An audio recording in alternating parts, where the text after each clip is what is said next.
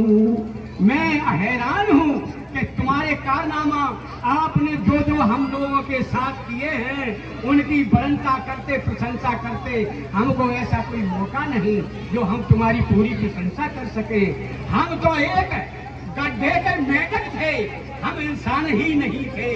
हमको इंसान माना नहीं जाता था और पानी पीने के लिए उस पर भी रखवाना था। और देखिए राजा दशरथ पानी ही रखा रहे थे और भूल से समझकर किसी दलित को उन्होंने बाण छोड़ दिया तो उनका भांजा मारा गया।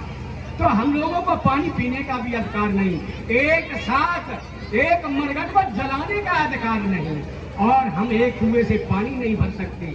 तो हमारी बड़ी बुरी दिशा थी। जूता चप्पल और सैंडल पग में नहीं पहनते थे। और ये है कहानी सच्ची, बिल्कुल मेरे गुरुजी कहते थे।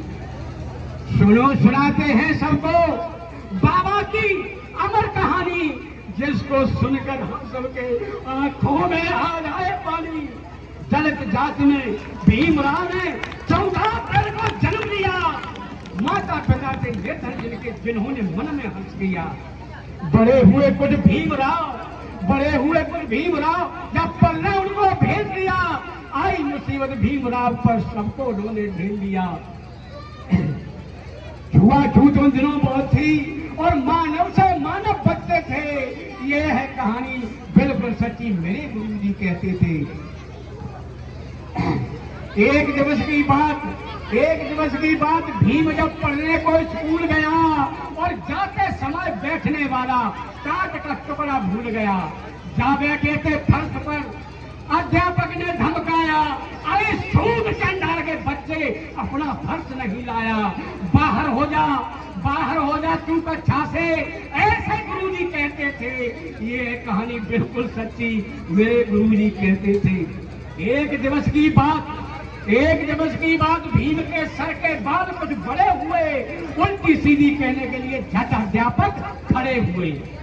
दूर भाग जा नीचर धर्मी, अरे बाल कटा कर गए आना, और नहीं कटते बाल तेरे तो वापस लौट कर मती आना। रोता हुआ चला हुआ बालक आंख से आंसू बहते थे। ये है कहानी बिल्कुल सच्ची, मेरे गुरुजी कहते थे। रो करके जब भीमराव ने अपनी बहना को हाल सुनाया है, तो तुलसा ने जब सुना तो पैसे लेकर भेज दिया और कहा, जाओ बाल कटाओ, पढ़ने जाओ। काहे तुमने विलंब किया? पैसे ले बाजार में पहुंचे।